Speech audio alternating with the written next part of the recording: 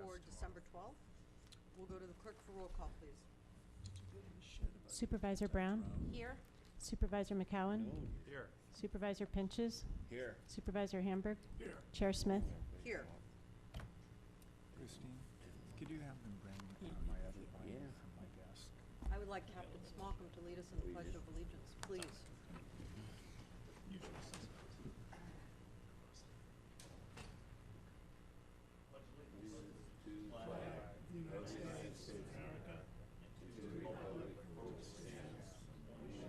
Under God, indivisible, with liberty and justice for all.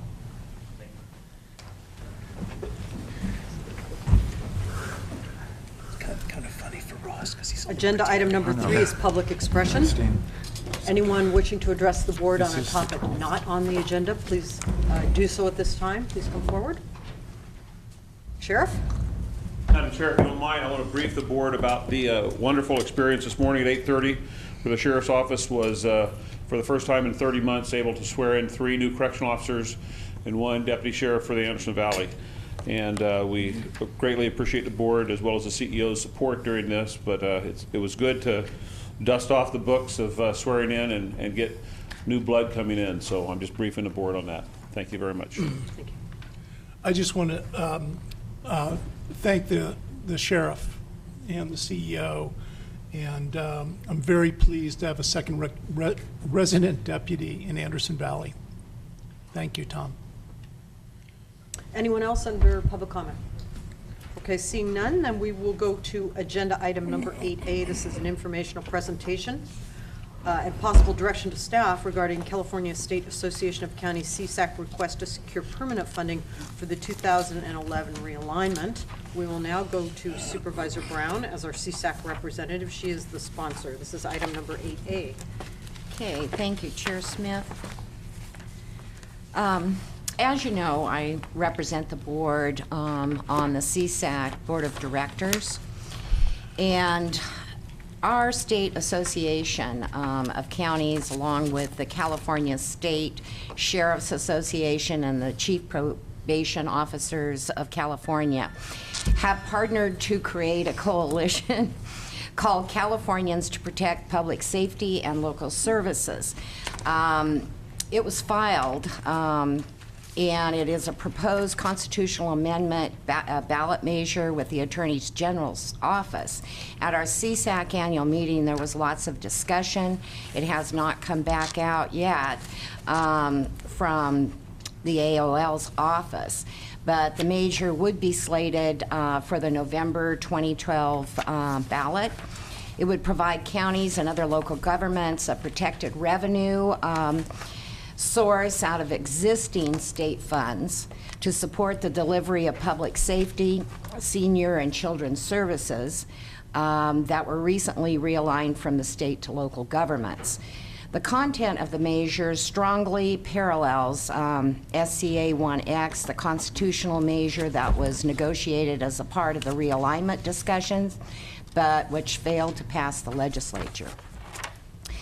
The direction was provided by CSAC Board of Directors to our staff to join this coalition and to see that the measure was filed to preserve all options.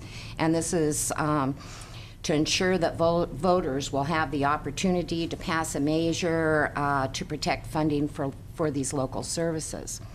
At the same time, CSAC staff and our officers have worked with the administration and other parties on alternative options for achieving the same goal of these protections. And as I stated, our primary goal is for the realignment and for it to be funded. We need to secure the needed protections to fund these programs that have been realigned to us and that we must provide.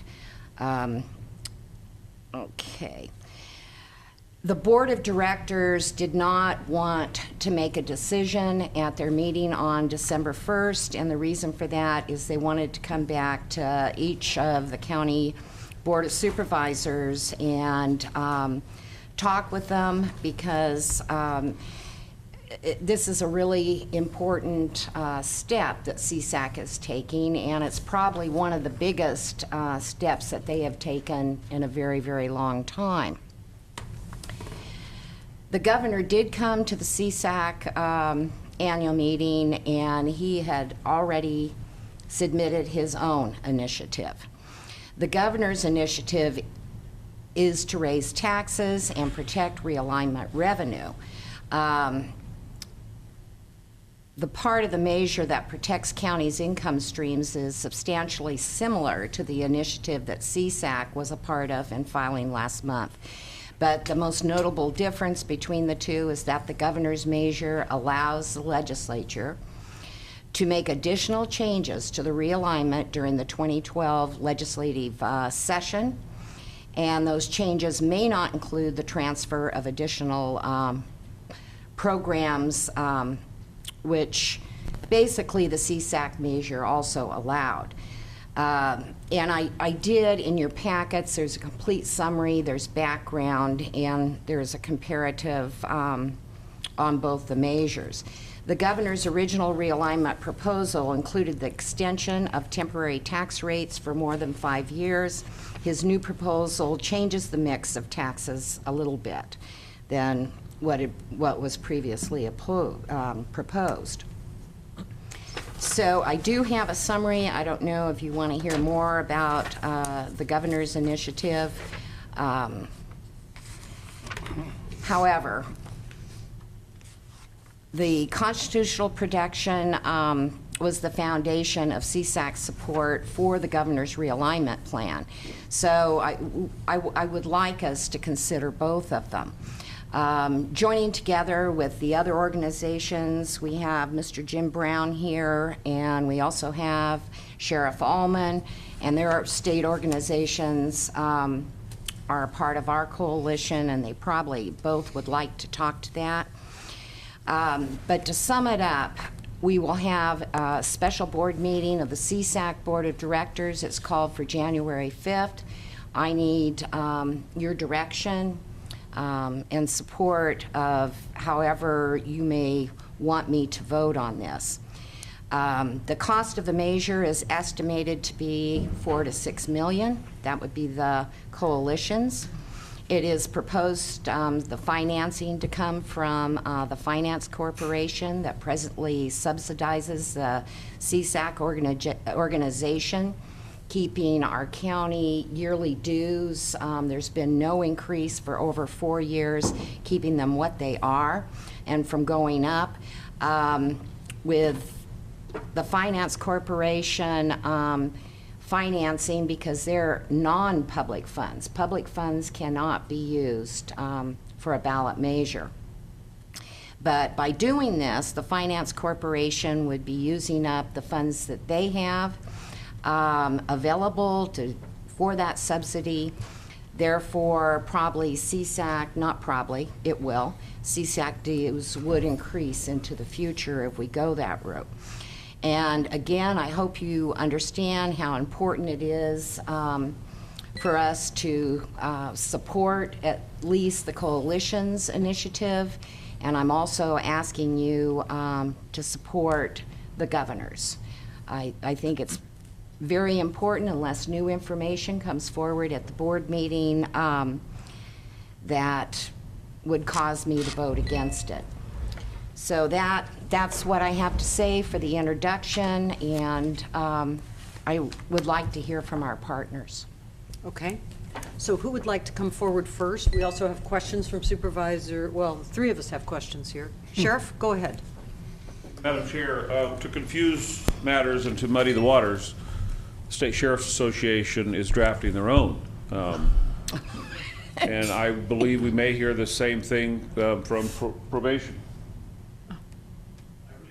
Okay, so I met with state sheriffs last week in Sonoma County, and being in uniform, I'm surely not going to comment politically on any of them, but I can tell you that they were explained to us in great detail, and the governor at this point, has kept every promise that he's made to the state sheriffs regarding realignment, and his will to stay strong on getting constitutional funding for AB 109. I think that one of the things that hasn't been talked about, Supervisor, is the addendum to the educational add to the governor's proposition, and it's a very strong, politically it's a very strong addition, but there is questions regarding how much money goes to education and how much would go to AB 109, and my question is how much will go to mental health, because mental health is impacting the sheriff's office at a greater rate than we've ever seen, and there has to be some kind of constitutional funding guarantee, not just a realignment from 91 that didn't pan out. Promises were broken, very clearly promises were broken, and these are all things that are going to be in front of the voters on November of 2012, and I think that we could all, we've all experienced a situation when there's so many ballot propositions at one time. It's much easier for a citizen to just vote no on everything than understanding the difference between the nuances between one proposition and the other. So it's a unique political situation we're in, but the sheriff's office is working, and myself, I'm working towards any proposition that's going to give a constitutional guarantee on the AB 109 prisoner realignment to county jails, because it's going to impact us. There's no guarantee in 1213 that any money is going to come in, even though the state finance and budget chair met with us last week also and said 1213 money is there. I think some of us are in for the longer run and looking at 1415 and 1516. I think we have to, Sheriff, and I really appreciate that. And that's why I'm very sketchy on all the options that will be faced by the CSAC Board of Directors on January 5th. There's a lot of considerations. To me, it's one of the most important issues and causes, really, that CSAC has stood up for a very long time. And I think we need to keep all our options available going forward. I agree. Thank you, Madam Chair. Mr. Brown, our Chief Probation Officer. Madam Chair, Jim Brown, Chief Probation Officer. I can tell you that the Chief Probation Officers of California are very supportive of the governor's initiative to move this amendment forward. And you know, the bottom line is the prisoners are coming out. They're showing up at our doorstep. They need to be supervised. We're sentencing prisoners to the county jail instead of state prison. Our jails are going to fill up. So there has to be some kind of protection out there for the community so that these people are supervised on an ongoing basis. And I'm not sure, I don't think that at this point we're writing a constitutional amendment on our own for chief probation officers, but I know we're real supportive of the governors at this time. Thank you. Ms. Cryer, Health and Human Services Agency Director. Thank you. Stacy Cryer, Health and Human Services Agency Director. I just want to remind the board that the Public Safety Realignment Act of 2011 includes public safety as well as mental health, as Sheriff Allman indicated, and social services programs such as adult protective services, child welfare services, child abuse, substance abuse programs. So they're all included in that realignment package. And you know, AB 109 gets talked about a lot because it is a huge change for counties, but it is actually a smaller percentage of the total realignment package. So we need to be thinking about the whole thing. Under a realignment right now, under the proposed package for 2011, without a constitutional amendment, 100% of the cost of child welfare services goes to the county. So what's not paid by the feds. It used to be split by the county and the feds. And so without a constitutional amendment, the county could actually go back after the state. With a constitutional amendment, we'll have to be careful with the language so it continues to be split. We don't want the county to pay 100%. The state obviously can't afford to pay 100%. So there has to be some language there to talk about the continued splitting of those costs. There's also got to be talk about the transferability between all of the accounts and what happens if there's if the whole package is underfunded, which accounts do they go to first? So I just wanted to quickly remind the board that this is an issue for all of the Health and Human Services realignment funded accounts too. And I appreciate Sheriff Allman bringing up mental health, because And I apologize for not including That's you in okay. the mix. I didn't see you there. it's okay, I was in the back.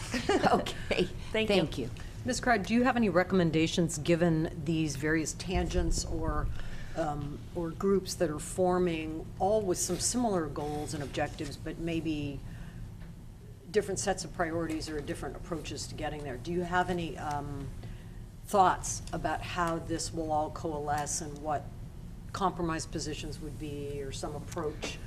And I'm just prefacing this because we're going to get to the point, I think what we're really doing here today is giving Supervisor Brown the authority to go to that meeting and get all of the input and then make a decision. So do you have any input on how this all sort of coalesces into something that's positive for all involved? Well, I mean, I think CSAC is looking at all the appropriate issues. Again, the transferability between the public safety and the human service accounts needs to be looked at. They've got several different alternatives approached there, 20% from HHSA over to public safety and 10% the other direction, I think is the current proposal. So they're looking at the transferability. We also they need to make decisions about if more realignment money comes in, where does it get allocated? And if less realignment than projected comes in, where does that get allocated, in what priority order? So I just think it's important issues to look at. Obviously, we're all tied together. If law enforcement or public safety gets cut, it impacts my department. If we get cut, it impacts their department. So we've got to make sure we're all just working together and make sure it all gets looked at. Was it a question for her, Supervisor? No. Okay. Let's go now to any other community partners that wish to come forward under Supervisor Brown's agenda item. Okay, seeing none, then we'll return to the board for questions. Supervisor Hamburg was next. I agree with Supervisor Brown that this is a very important decision for CSAC to make. I don't think, though, that this is a very new issue. Unfunded mandates have been before the Board of Supervisors, at least back to the 80s. I mean, the state has, repeatedly and chronically pushed off things on the counties without the money to pay for them. From your initial comments, though, Supervisor Brown, one question that came to my mind is comparing the CSAC lawsuit approach to the governor's taxation approach. What are the differences between the latitude of the legislature to change the provisions of AB 109? I know you mentioned that, but I didn't quite understand. Well, there's only secure funding for 1 year, Yeah. as the sheriff stated. I think you all stated. We have to be guaranteed Right. of funds being available for what we've just been assigned. And I believe that the initiative for CSAC, if there are further obligations, mandates placed on us, it has to come with funding. I believe the governor and his proposal, he included public education up to community colleges, and he also included one other, it's not coming to my mind, but one other entity to also receive funding. His So is the a- governor's trying to preserve more latitude for the legislature to make changes, and CSAC more wants to Exactly. pin it down to what we know is happening now. Exactly. Uh-huh. That is exactly Yeah. what they're trying to Well, do. you can kind of understand the politics of that, because the legislature's gonna want to have that latitude, and And CSAC, in their initiative, there aren't new taxes. It's existing. yeah. I'm also concerned about blowing through this $6 million. You said 4 to 6 million, but lawsuits take on a life of their own, and I'm just wondering I if this know. might be one of those lawsuits that just kind of drags on and the bills just keep piling up, and pretty soon CSAC, becomes really threatened fiscally by Well, this lawsuit. and that's a real fear of Yeah. everyone's, and the finance corporation certainly has money coming into it. separate from the association itself.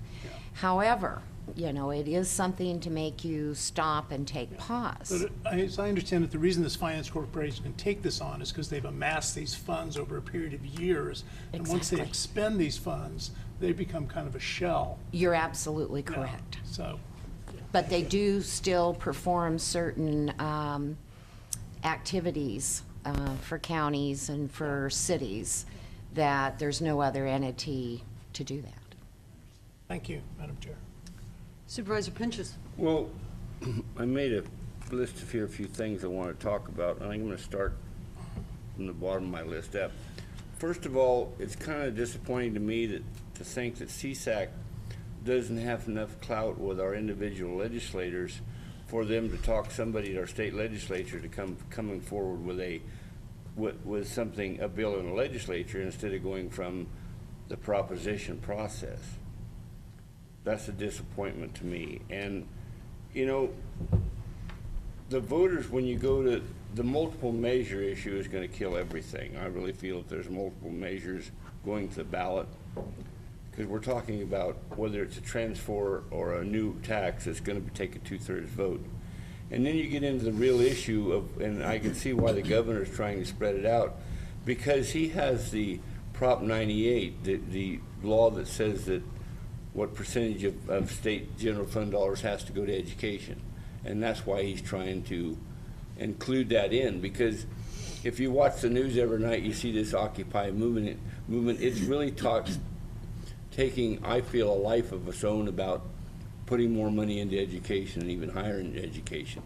So frankly, that's going to compete directly with your AB 109 movement, and that's a real problem. And when you talk about the masses of voters, probably law enforcement and probation is going to lose out compared when you get up to that argument. I mean, that's just the fact of it is. It's people care about their sons and daughters going to school and higher education, and they don't really want to talk about the cost of what it takes to incarcerate and to rehabilitate somebody that's been in trouble for their life. So that's going to be a real problem. But, you know, I don't know how this, because even if you, CSAC or a Sheriff's Association puts forward a ballot measure and it passes, whatever it says, they're still going to have a major fight with the law, and the law is Prop 98. Nobody's talking about doing away with Prop 98. Although, you know, the voters, as an example, the Prop 42, which had mandated to put all the sales tax from gas and diesel into transportation. Well, that was what the voters said they wanted. And then all of a sudden the state legislature changed that, and they doubled the price of excise fuel on gas and took the sales tax of gas and diesel and used it in their general fund. Well, it still didn't really help, because it looks like we're going to have around $13 to $15 billion deficit coming up this year. So, you know, it's an uphill battle, but when it trickles down to this body, the first thing is I see CSAC's going to raise our basically double our dues in July of 2012, start of the fiscal year of 2012. Not double. Pretty much double. 19 to 32, that's getting close to double. Anyways, and I like, back to my first comment, I just think it's real disappointing that an organization that's supposedly the size of CSAC and you know, that I just surprised that they don't have the clout to push, you know, one of our state senators or something to basically bring forward some legislation to help the problem. Ultimately, I really feel, and I said this from day one with AB 109, that it's a major shift from the state to the counties, and we're just going to have to suck it up and somehow absorb it. And if we get a little bit of funding from the state, we did pretty good this first year. What's going to come on down the pike, who knows? But it's probably not going to be anywhere close to our cost, because like was just stated here a little while ago, the prisoners they're here and they're coming, and there are more of them coming. And now it's a really, I just got a letter from a guy that's in state prison. Just my office this morning, I kept a letter. And he says, you know, he says, really things are a lot better here, because they're already lightening the load. He says it's things are better in state prison life because all them guys are coming back to counties. But now things are going to be worse here at the county because we're going to be overcrowded and don't have the money for facilities and everything. But it's kind of interesting how the state has successfully pushed another major, what I feel, state responsibility off onto the counties. And here we are. We're going to have to suck it up and deal with it. And but I really think that the solution at the ballot box is not going to be there. Supervisor Brown. Thank you, Chair Smith. And in response, Supervisor Pinches, I wish you could have been with me at the last CSAC meeting, not of December 1st, the previous one, towards the end of September, and how livid county supervisors were. I mean, I've never seen how angry they were because the legislature didn't act. They were, and that's how all this came up. It was a 4-hour meeting. But yes, all the counties are livid. But you know, Carrie, when it comes to election time at our state legislature, the state legislature members will go to the local boards of supervisors and they'll get their same old support they've always had, and they'll be right there in lockstep to support and put the same ones back in there. Let's go now to public comment. Anyone from the public wishing to comment on this item? It's item number 8A. Okay, seeing none, we will return to the board for discussion. Maybe I can just basically request that I be given the latitude to hear the discussion. You know, if you have further comment about that, I'd like to hear it. But I am asking for that authority to be able to go over and represent our county. Could you go over just a minute, like the format of that, and the date of that is what, January 5th, isn't it? It is January 5th. They're asking that everyone be there in person rather than a conference call. And the format is basically one subject. What are we going to do as an organization? So CSAC taking a position on one or more of the items, trying to deal correct. with the shortfall of funds, the realignment question, and it might be one or more options. Exactly. Okay. Supervisor McCowan. Thank you, Madam Chair. Well, thank you, Supervisor Brown, for the work you've done on this and for your summary of the issues, and also to the Sheriff and Chief Probation Officer. I think there's so many moving parts with this thing, and so many things could change in the next several weeks that I think the only prudent course of action is to do as Supervisor Brown is requesting and simply give her the authority to act based on what she thinks is in the best interest of the county based on the discussion and further developments. I would concur with that. As I already told Supervisor Brown, I would like to think that CSAC would move forward and support the governor's move for tax increases, because I think I was reading an editorial recently, he certainly tried that, and he tried it with the legislature, and unfortunately, he was not able to succeed, so now he's trying this ballot approach, and I think it's, given all the circumstances, I think it's fairly well thought out. So I would like to see, as our sheriff has said, that CSAC joins behind one measure, because if it's fragmented and there are 3 or 4 on the ballot, that is not going to help us. And I'm sure CSAC is thinking in those ways. So I just think in general it's unfortunate that a constitutional amendment is being used, the necessity of it to be used for fiscal issues, and I think the Constitution shouldn't be used in this manner, but it's unfortunately a sign of the times that it seems to be part of the ping pong effect that's going on. I think that's unfortunate. It's too bad the fiscal issues couldn't have been resolved in another manner, as Supervisor Pinches has said, but I believe, Supervisor Brown, you'll do an excellent job. You'll weigh all the input from all of our partners here, the partners that have been on the AB 109, committee.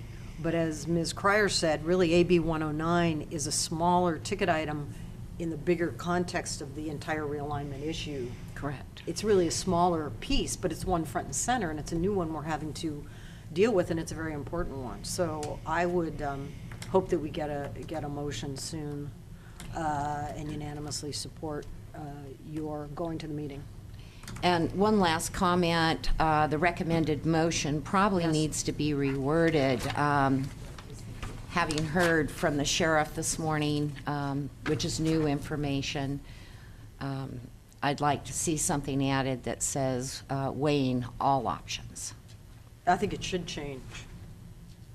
Do you have language that you would like to change that to? Well,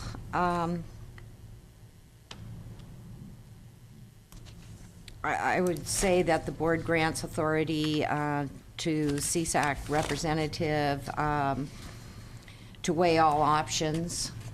To participate in the CSAC Exact- discussion on all Correct. ballot initiatives, including the governor's initiative, or something? Yes, Because that covers Yeah, the so- ones that are on the forefront now or may come forward between now and then. absolutely. Supervisor Pinchas? Well, just a quick comment, you know, as you move into the holiday season, Christmas season, this issue's no different than a lot things that families are dealing with every day right now. There's just not enough money to go around for everything, and I don't know what's gonna fall off the table, but certainly something's gonna fall off the table. That's just a fact. You know, you raise the sales tax in this state. I think your microphone's not on, Supervisor. Too far. You raise the sales tax in the state, and then the internet sales goes up and people get around the sales tax. You raise the income tax in the state, and the rich people have the ability to operate outside of the state and not pay any state tax at all. So, you know, that's not really the solution either. You know, tax rates more tend to just drive out people and find ways around paying anything at all. So when you're paying, say, an 8% sales tax, and then all of a sudden an internet company goes to not paying any because they're operating out of the state, and the state won't force them to paying it, then you get nothing. You don't get no percentage of the 8%. Same with income tax. No matter what the tax rate is on multimillionaires, they just operate out of the state, and then you don't get none of that tax. So it tends to be a point, raising taxes at all levels gets to the point where it gets to be regressive. Okay. Is there a motion with the added amendments of Supervisor Brown? Or did the Also clerk- move. Okay, we have a motion by Supervisor Hamburg. Second. We have a second by Supervisor McCowan. Did the clerk capture the discussion on the motion? Yes. Would you like to reread the motion? Upon motion by Supervisor Hamburg, seconded by Supervisor McCowan, to grant authority to CSAC Representative Carrie Brown to participate in all ballot initiatives, weigh all options, and vote in support of both the CSAC and Governor's initiative. No. Doesn't quite capture. I would suggest that the board grants authority to CSAC Representative Carrie Brown to represent the county at the CSAC meeting to discuss both the CSAC and Governor initiative and to vote as she deems appropriate. Well, but there may be other Other options options. as I'm trying well. to capture the other options. Just to So- add any and all initiatives that are discussed Yeah, at the that's fine. January 5th Board of Directors meeting, but I think Right. Janine's captured it other than that. Yes. Any ones that come forward at that. And I think the meeting date ought to be the January January 5th. 5th, CSAC, the January 5th special meeting, yes. CSAC. Yeah. We could give the language to the Yeah. clerk. Okay. So we're clear on the motion. All in favor? Aye. Opposed? Hearing none, passes unanimously. Thank you, all. everybody.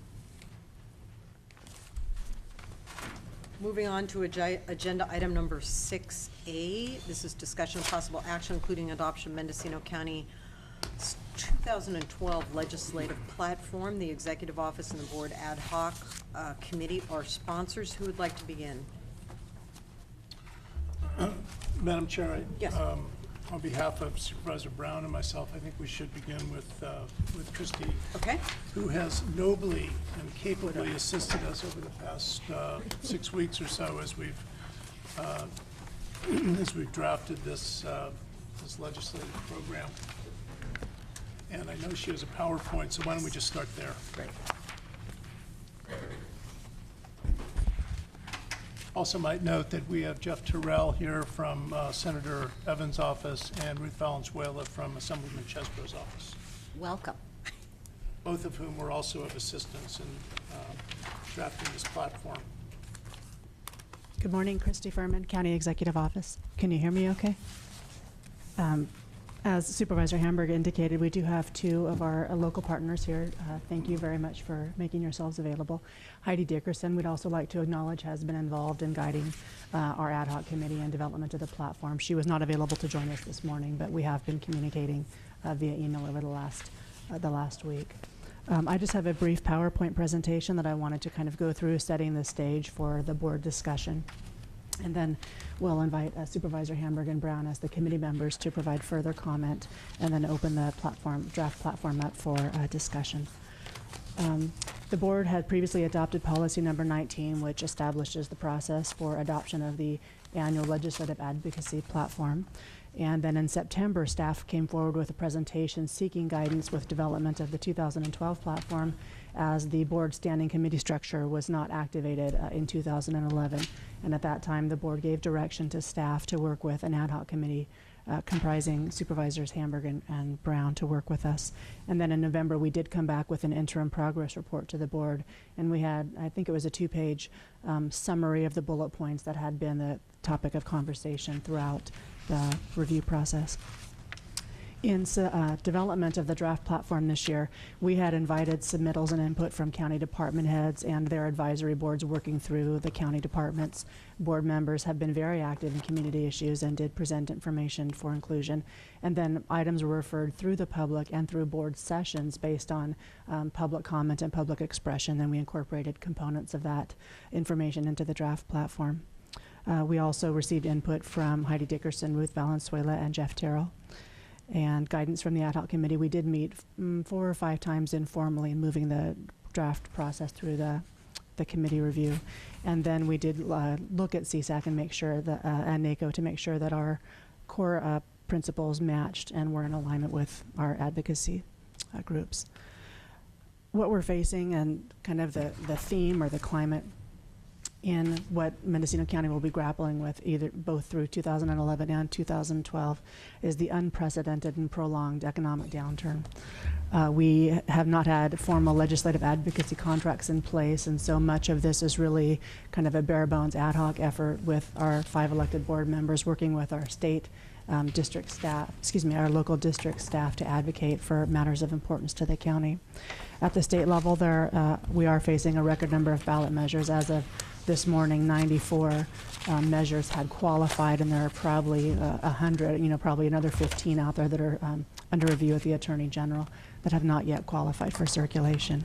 And pursuant to the bill enacted by the governor, those will all fall to the November 2012 election. So as Supervisor Pinchas said, there will just be a complete sense of being overwhelmed with the sheer volume of ballot measures, whichever ones move forward to that November election.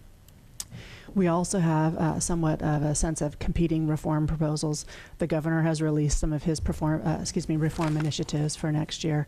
The state legislature has their own view and will reconvene in January and start tackling new business for 2012. And then the voters, there's a number of voter-initiated reform proposals are coming forward.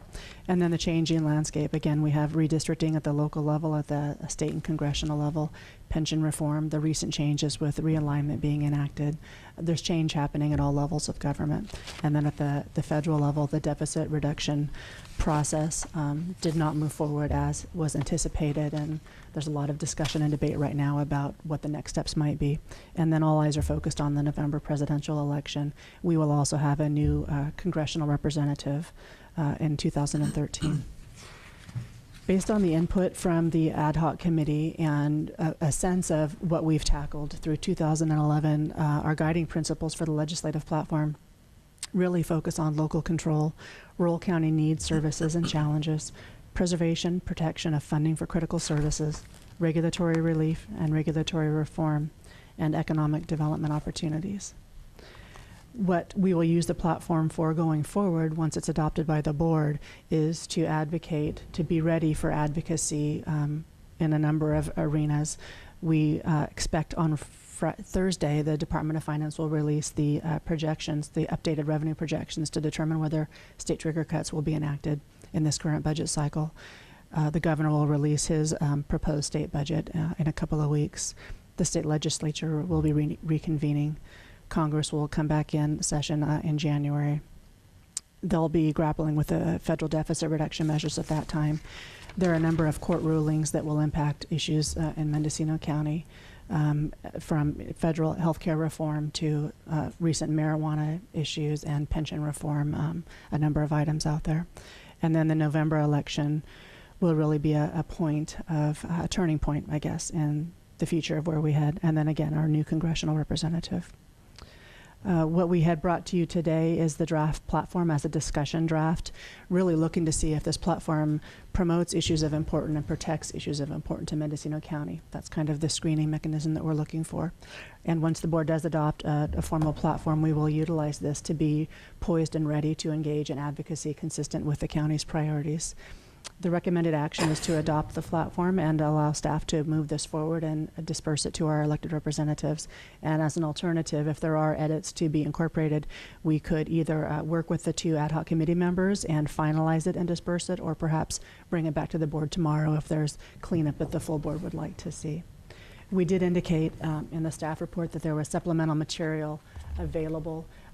This represents some of the information presented by the departments and some of our regional and public partners, and I didn't know whether we should packet all of that information, so just as a precaution, not wanting to be wasteful, but I'm certainly welcome to make copies of any information that the board would like to see. It's available to the public, and this information has been posted online, the draft platform.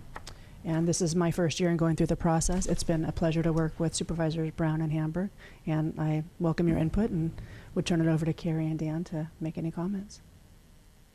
Supervisor Brown? Thank you, Chair Smith.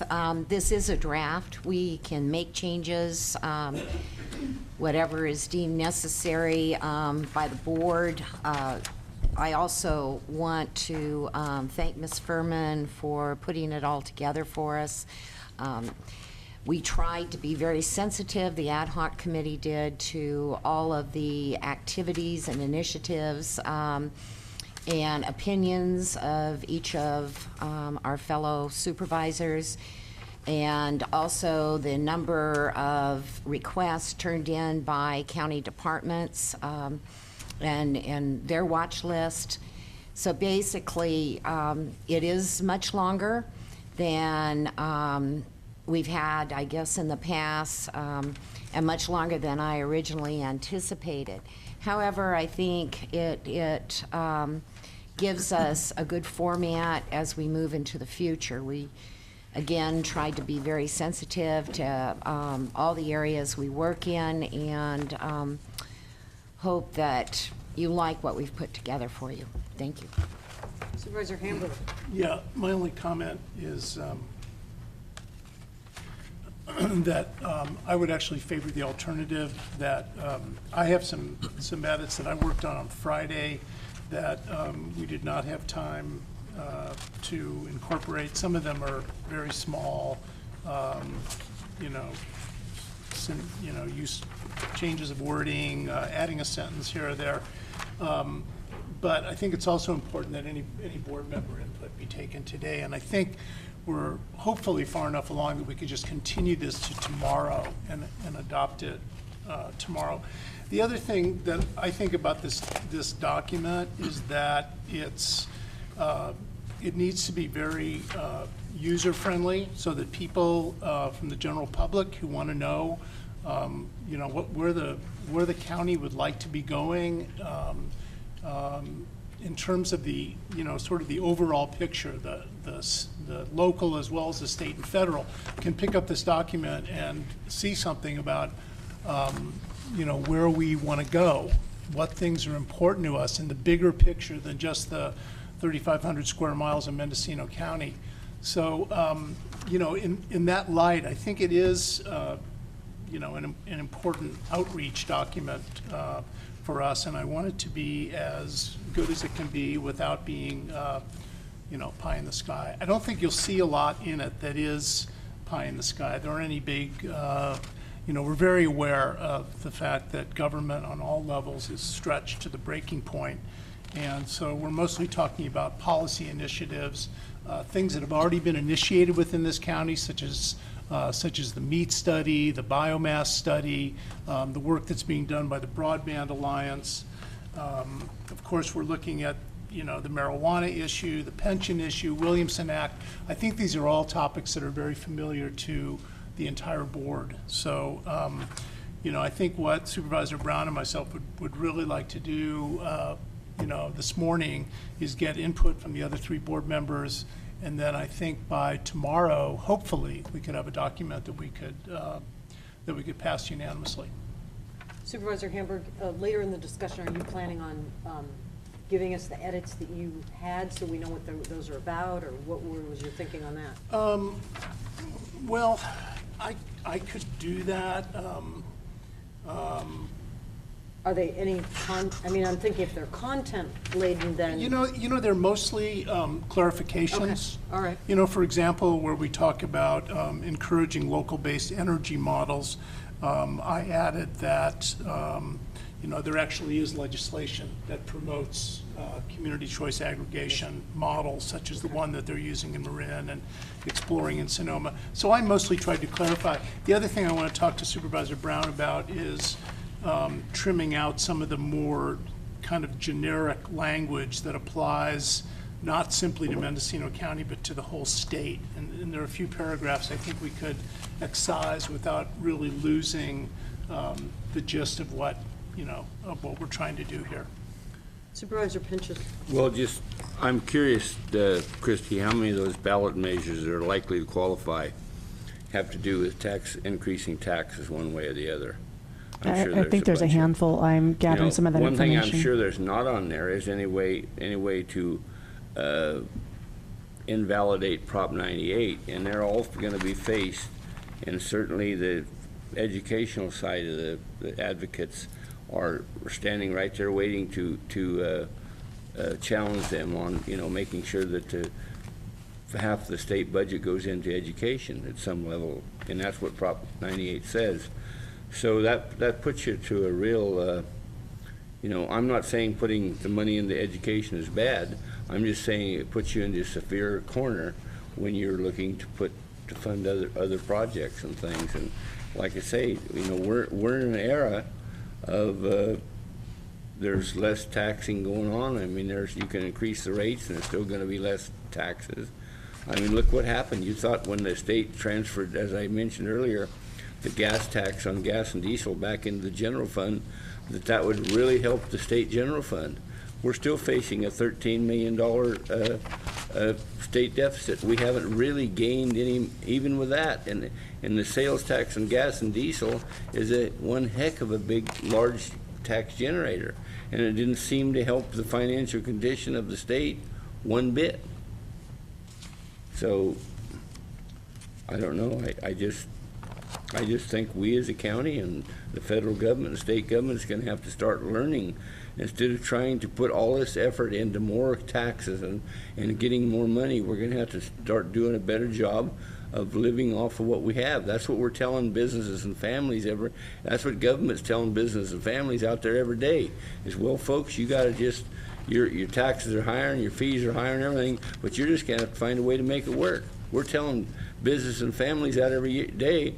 But yet in government, we're not really willing to accept that yet. We're willing to say, well, we're just going to make one more effort this year to go out and get more taxes. And it's not going to work. Supervisor McCowan. Thank you, Madam Chair.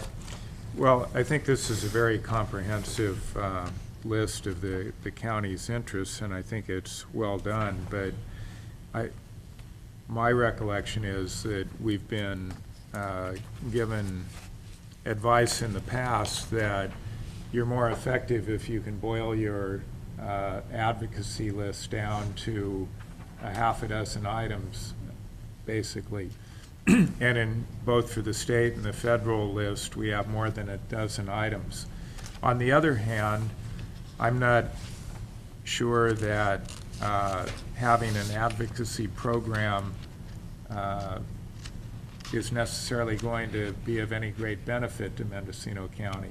You know, given the fiscal realities of both the state and federal governments, if it involves asking for money, I don't know what our prospects are.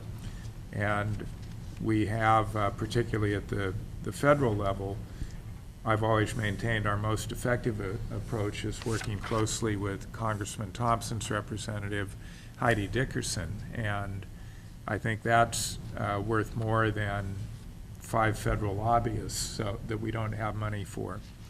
Likewise at the state level, and we have both Jeff Terrell and Ruth Valenzuela, who are the district representatives for our elected Assembly and Senate members. I think working closely with them is our best approach for advocacy. And I'm not suggesting we boil the list down, but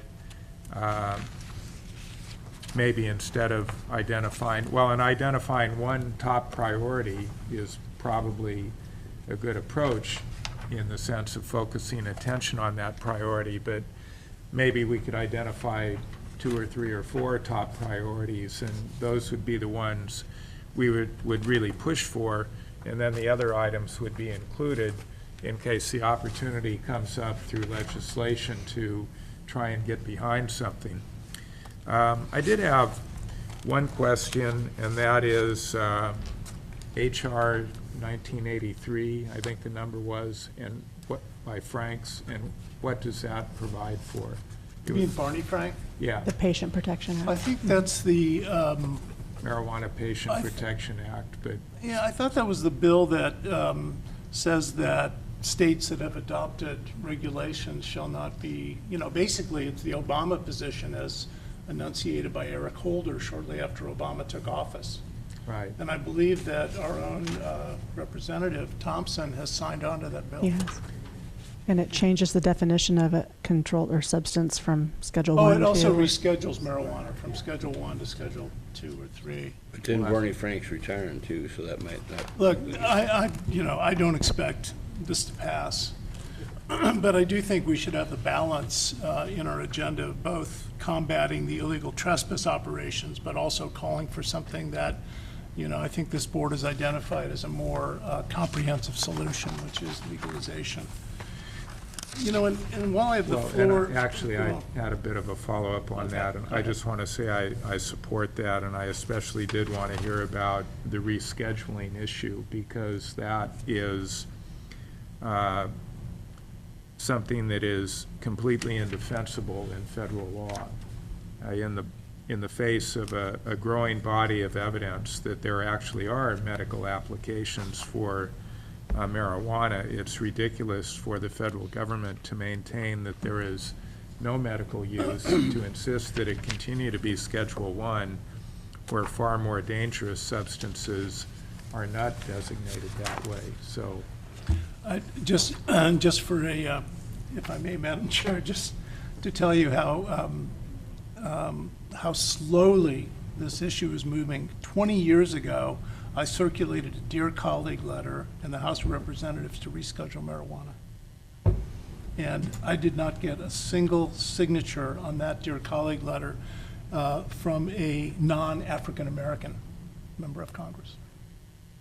So that's how poisonous this issue was 20 years ago. I don't know how many signatures or co-sponsors, I think it's Barney Frank and Ron Paul, who actually are the sponsor of this legislation.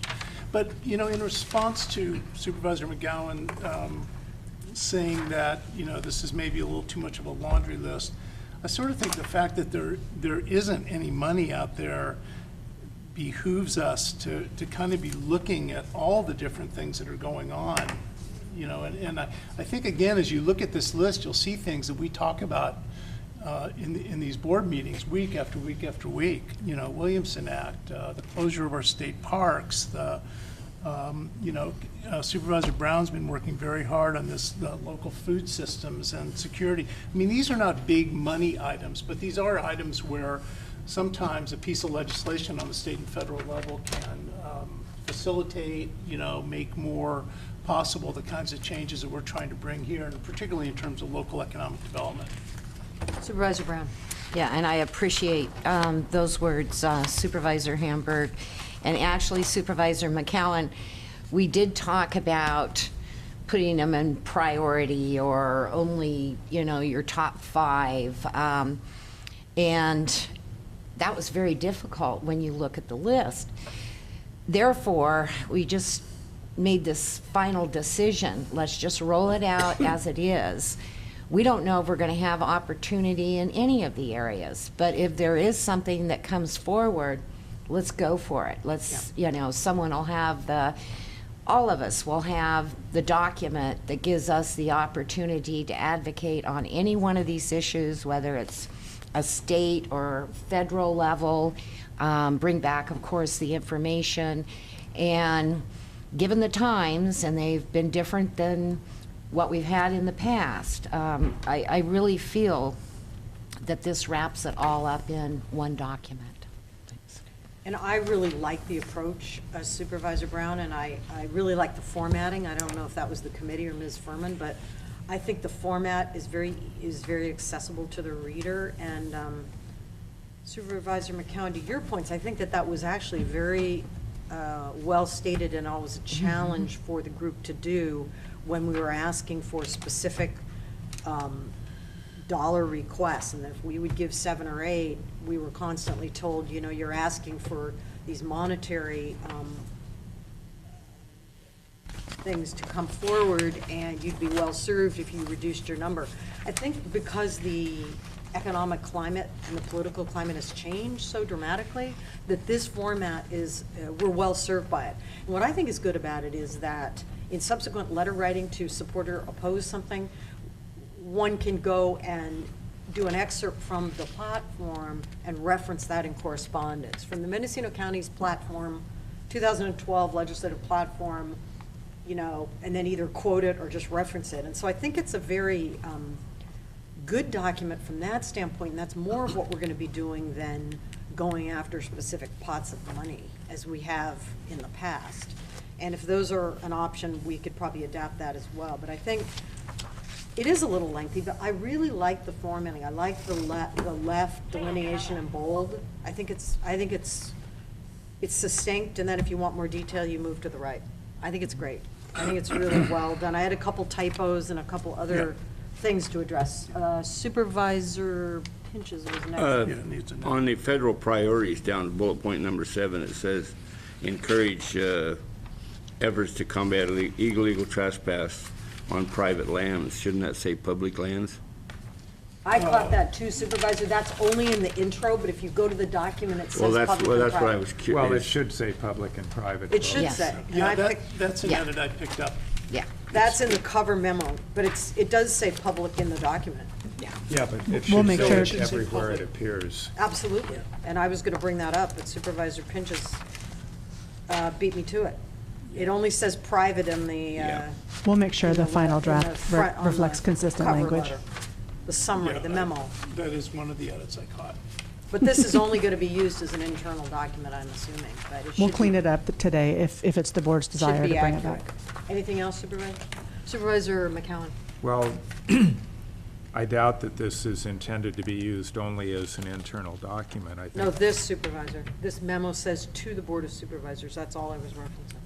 Thank you. So I do think that it should, rather than have people have to cross-reference both documents, I think both the federal and state should include the full text of the same item, because we have a number of items that are in both, and it cross-references them. In the state, it says see federal advocacy and vice versa. Could you give us a page? Well, like page- Well, page 6. Page 6, okay. That's not a And- problem. And Just then there's repeat it, another you're one saying. back in the federal Okay. where it refers back. Back So, to the state. anyway, it just Yeah. makes it a little more accessible to the reader. Yeah, that's And it. That's not- I did have a question on the Williamson Act, because we have, the legislature adopted a workaround for the state subvention, and the county has adopted that workaround so that we are going to, in effect, be reimbursed roughly the equivalent of what the state subvention had been. And given the fiscal condition of the state, I think that's the best we're going to see on Williamson Act. So I don't know that it makes sense to have that request in there when we've been able to get basically reimbursed by another method. And it'd make a lot more sense to really try and push on the state parks, which is just a horrible decision that the state is making. Well, on that, And- Supervisor, could we ask Supervisor Brown about clarification on the Williamson Act? Because I thought the re-upping of the entire subvention was something CSAC was still on board with. Is that? You're absolutely correct. It is in their platform.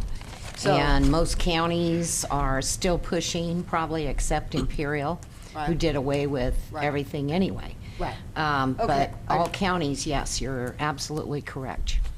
Well, so they can push it, but I mean, we've solved our problem based on enacting the alternative program. Well, wouldn't it be nice if we got it back? But Exactly. actually, Supervisor, we don't get the full, we only get a portion of the a reimbursement. portion. Council Right. could tell us what, it's only a portion, we don't Yeah. get the full No. amount. That's always been the case, Supervisor, but the alternative program allows us to recover roughly the equivalent of the state subvention. And does I it don't think sunset? No. No, it doesn't. No. No. It does, it's not the full amount. It's a Right. portion of It's the amount. roughly the equivalent of the state subvention. But 2016. But Yeah. to council, though, it is approximately $500,000 that we received through the alternate program. And that's approximately what the state subvention, or it was maybe 600,000 It was- initially. It was close to 700, I think. But still, you know, Minus either, 10%. with either approach, the county is subsidizing it by $1 million, roughly. Yes. Madam Chair, yeah, just staying on this for a second. Yes. Just asking if anyone has language they would prefer to see in this section. I mean, I know Supervisor McGowan might want to take it out, but I think in light of CSAC's efforts, we shouldn't do that. But if anybody has alternative language, I would like to hear it. I think we ought to leave it in because it's still a position of CSAC I that's agree. widely held. I agree, but is there any other change you'd like to see? I can't think of one. Supervisor Brown?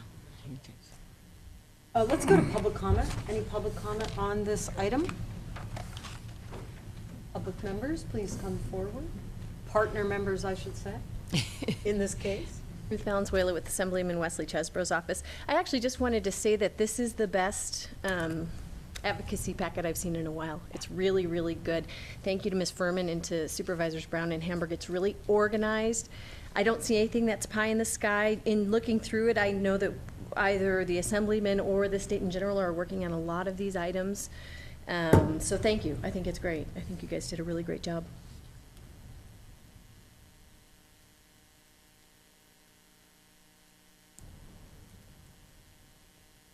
Jeff Gerald from Senator Noreen Evans' office. I concur. I'd like to thank Christy Furman for putting this together along with Supervisors Hamburg and Brown.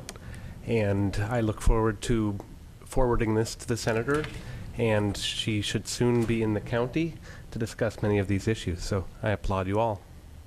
Thank you. Anyone else? Ms. Angelo? Thank you, Madam Chair. I just had one comment, and I think that between today and tomorrow, we could probably get the answer. Under supporting funding and program preservation, you list the public health labs. And here in our county, we actually have a model that we work with Ukiah Valley Medical Center and also with Sonoma County. And the money that covers our public health lab activities is really realignment dollars. So I think that maybe the Strike it. HHSA director could either clarify this Right. or you take it out. I don't want to take it out unless Ms. Furman Thank you. I followed think up it in should this. fall into the next bullet, encourage regulatory relief / reform. Thank Some you. legislative language, not Perfect. necessarily funding preservation. So Thank we'll you. bump that down. Yeah, good. It's not the funding, it's actually the ability to continue with the model that we have. Thank you. Right. Supervisor Hamburg? No, Or go ahead. Supervisor McCowan? Thank you, Madam Chair. One item we've supported in the past would be funding for the veterans buildings renovations that are needed, I think, at every building in the county, probably. And although the hope of getting that funding is probably slim, if we are putting everything on here that we think we'd like to see, I would recommend that we include that item also. Thank you very much. That just slipped off our radar screen. And the past advocacy program would have language for that. And we did have that, we were not, which has nothing to do, I think, with why it fell away. I think no one actually, I wrote down several suggestions, and I didn't write that one down. I guess no one, you didn't receive it from anyone, but we were not very encouraged at the federal level on that one, because if you can't differentiate yourself based on your needs for your veterans building, they were basically saying, this issue's a dime a dozen, everyone has these things. But I think we still should go ahead and put it in, I to have it think it's in and really have it covered. And one area had used the veterans buildings as hubs for broadband connectivity, so if we could start thinking in directions like that, we have it in here under vets buildings, maybe we get some kind of connection on issues. So I think it's a good idea, Supervisor McCowan. Supervisor Just a Finch? quick comment, without any action of the federal government on continuing resolution, we're 3 days from another federal shutdown. Thank you. We live in hope. And You can at the tell same what's on time, his Oakland legislative has been shut down platform. again. Yeah, yeah. That really helps the economy. There's one small one to Ms. Furman on page 8 under the encourage regulatory relief reform. Just at the end of that, it's kind Oh, of yes. dangling. Thank you. and- I saw that too. And it needs to have a capital for support and have to be Yeah, finalized. that's part of it. Part of the Yeah, clean Supervisor envelope. Hamburg has a good sheet for me to Yeah. update. The only other thing I saw How can you under run a business when you don't know? Our English teacher. Noyle Harbor dredging, Everything's falling apart. there really are two issues involved, and I want to make sure that that it's adequately stating it. I mean, the regular dredge project issues continue, and they are a yearly component of consideration by the U.S. Army Corps. Getting support for the dredging under WRDA is a separate issue, because the other will go forward if the WRDA consideration does not. I just want to make sure that the wording suffices for our support for both for the timely dredging, for the budgetary adds that the U.S. Army Corps needs to do its regular dredging. And yes, we also support Congressman Mike Thompson's efforts to create maybe we ought to have something in here about the long-term remedy. Okay. Additionally, if it said something like, additionally, the County of Mendocino fully supports Congressman Mike Thompson's efforts to find a long-term remedy for this situation through WRDA, something like that would cover it. Well, it does say that USACOE is researching a number of options to deal with the Yes. spoils issue and how to regularly finance such efforts, so. And we could split that into Different two things. Sounds like paragraphs. that ongoing If we split effort it, is then there. we can work on that. Yeah. I spoke with Jerry Kleinbach over at the district office on Right. that, so I can certainly follow up with him. But if we put in additionally, then it shows that Mendocino County is breaking down the WRDA, the efforts of Mike Thompson for WRDA, which is a long-term Sure, fix, that's easy to do. versus ongoing issues the Army Corps has, which are never-ending and will continue, and particularly if the WRDA inclusion never comes forward. Okay. Supervisors Madam Chair, before Hamburg and you Brown. guys pick this thing apart anymore, I'm going to move. Really? I'm going to move that we continue this item until tomorrow for final Okay. adoption. Do we even make it just direct staff? We can just direct staff to do that. Whatever your pleasure is. But I would like to bring this back tomorrow because Yes. I think we can have the edits done. Yeah. And we can be finished with this before the end of the year, which would be very timely. So for our noticing requirements, we would just continue it to Just tomorrow's agenda. Continue this to tomorrow's. I don't agenda. think we need an action. I Or think we just do we it. need an action? No, No. Okay. Why don't we we just approve continue it it. with the You- amendments made? Be done with it today? Well, because we need to, I don't care. Whatever. If you're still in session, oh, you'll be off-site later yeah, this well, afternoon. yeah, I think just continue, that's how you began, Supervisor Hamburg, was saying you wanted to continue it to tomorrow. And then it gives staff the chance to make the final copy. What's wrong with just approving it with the amendments that are discussed? You could do that as well. There really aren't substantive changes that Supervisor Camberg has. They're more cleanup It's fine. language. I don't care. Well, you care because we got plenty on our plate tomorrow. Okay, well, whatever then. If that's, that Yeah. wasn't the motion. So if we have a new motion, Well, so there is a motion, we're going back and forth between whether we need a motion or not. right. But, To uh, continue it, I don't think we do, but if we're going to approve it, we do need a motion. well, if we are going to continue it, Ask wouldn't for it a be second better to motion. have a motion stating when we're continuing it to? You got Yeah. a motion, you got to have a motion to continue until tomorrow. Do you have a second? Yeah, let's make a motion then. Okay, Well, council. there's a So we have a motion on motion the by floor. Supervisor Hamburg. Do we have a second by anyone? I second it. We have a second by Supervisor McCowan. All in favor? Well, discussion of the motion. Discussion? I just soon approve it today with the amendments, but Right. I'm easy to work with, it don't matter. I don't care either, Supervisor. Supervisor Brown? Yes, I have some little corrections as well, but a big concern for me is when we use acronyms like WRDA. We Right, we need to need to write it put out, it, yes. put it Well, out that's another in cleanup. its entirety. Yeah. And proper name. Okay. But which way do you want to go? Do you want to approve it today, or do you want to continue it till tomorrow? I'm flexible. So I'm am easy I. to get along You've had with, three like people that are Supervisor saying they're Pinches. In the interest of the board's time, He's in the audience to watch the. There's thousands watching. We are not Okay, going to talk Supervisor last McCowan. Tuesday's meeing. Thank you, Madam Chair. Well, I think given the number of changes that we've discussed, it would make sense to have it come back tomorrow. Hopefully, staff will have the opportunity Yeah. to make the revisions we've discussed, and I think I would also invite Supervisor Hamburg and Brown to work with staff to make sure Yeah. that all of the Yes. relatively minor changes that they're referencing also get updated. And But Sounds since when did we start doing things that make sense? Okay, all in favor for that approach? We have the motion and the second. All in favor, which is Sure. continue it? Yeah. Aye? Aye. Sure. All opposed? Hearing none, passes unanimously. thank you. Yay.